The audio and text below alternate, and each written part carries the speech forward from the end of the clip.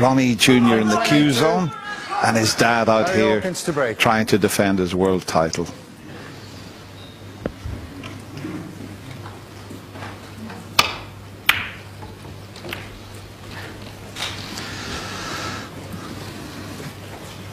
Well, it's a pretty good length with the breakout shot, but there is a red for Ronnie to take on.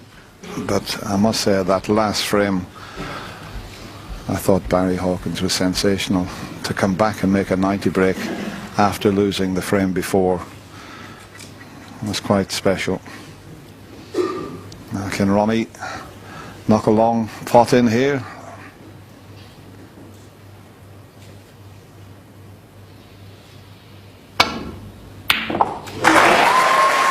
He can. One.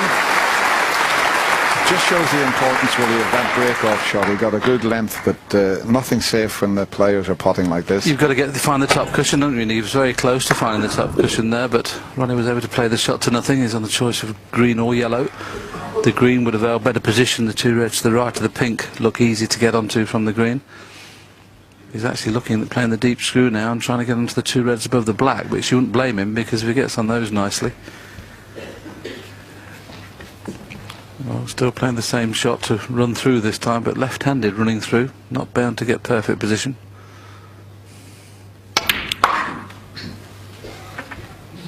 But that's okay.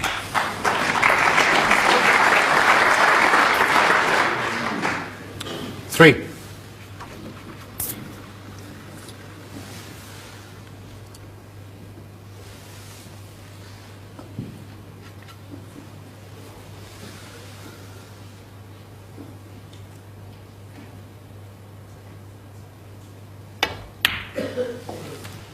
Four.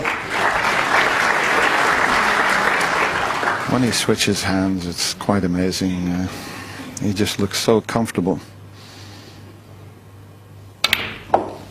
Few players in the years gone by, people like Fred Davis. Well, myself, I used to switch hands because I didn't like the rest, but I tell you what, I couldn't. Could only play some shots left-handed. 12. This fella can make century breaks with his opposite hand. And you're coming right in behind Ronnie O'Sullivan as he slots that black in.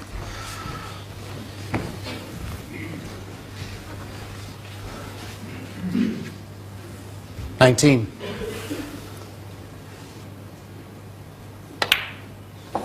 20.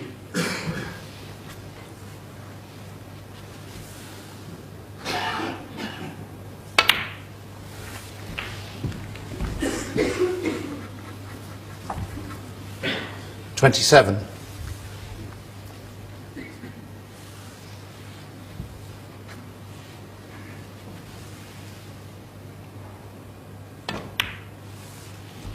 Ronnie, as ever, leaving an angle on the black, albeit there is a loose red he can play for in the middle if he wants, but we know the key is here to not hit one of those reds full ball, but he's playing for the loose one. Unlike Ronnie to do that, he probably feels there's a better opportunity from possibly the blue or the yellow 35. To go into the bunch. Probably because that pack was a little bit flat at the back there, didn't fancy sticking on one of those reds. He didn't drop on this red as he intended. He's got a little bit more to do with the cue ball to get a good angle on the blue.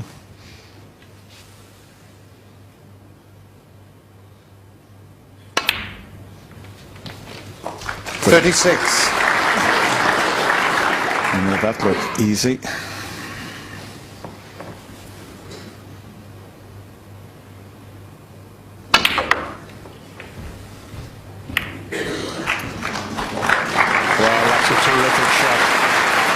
Willie said it was difficult to go into them from the black, but to come in off two cushions and open them like that was a bit special. Already 41 points in the lead. It doesn't take him long to win a frame. Yes, it seems every time that Barry does something special, like he did in the previous game and like he did in frames 13 and 14 with 80 and 133, all of a sudden Ronnie seems to think, oh, I've got to put the foot on the gas again. But every credit to Barry Hawkins for competing and competing well, and it's not beyond the realms of possibility he can still win the match. Obviously this frame looks like it possibly could disappear. 47.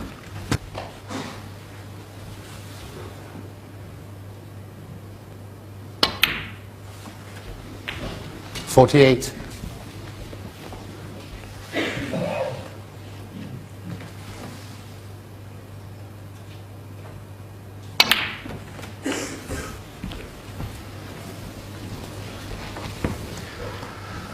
Already 55. 55 ahead, so not that many more pots needed to open up a 4-frame advantage. 56. We talk about Ronnie being such a natural player, and not only the way he pots balls, he just seems to fall into position as he walks around the table. He just seems to just be absolutely perfect. You know, he doesn't have any shuffling around. And 62. I know it's possible that Ronnie has probably played better at some time or another here at the Crucible, but I think this year especially, a lot of players have been struggling with their position, but Ronnie O'Sullivan's position all this 2 weeks of this Betfair World Championship has been pinpoint. I think that's the key difference to this, isn't it? I mean, we know he's a great player, but his cue ball control has been immense. 70.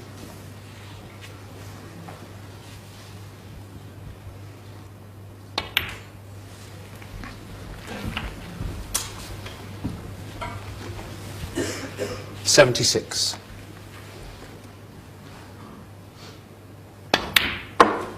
77. if he could make a century here, he would equal the highest number of centuries made in a final. It'll be 5. He's got a difficult red though, near the cushion. 84.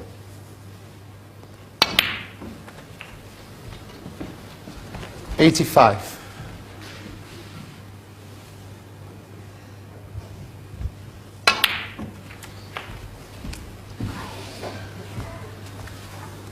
92. 93.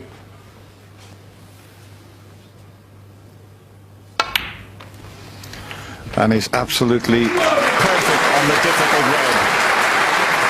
99.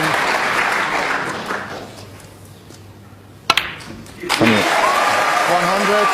Wow, that is unbelievable. That's his 12th century in this year's World Championship.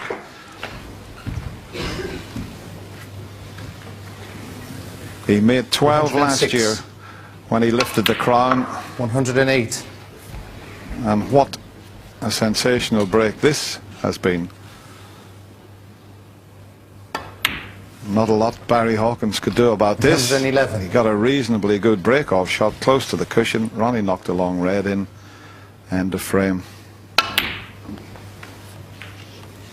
115. This could equal Barry's high break of the match, 133. 120. And this is another record he's taken away from Stephen Hendry now. He's made the most centuries here at the Crucible, and now he's made more centuries in a final than Stephen Hendry. 126. Well, it doesn't get any better than that. He just got half a chance and he knocked the lot in. That was a fabulous 133 break from Ronnie O'Sullivan. He's back to 4 in front again at 13-9.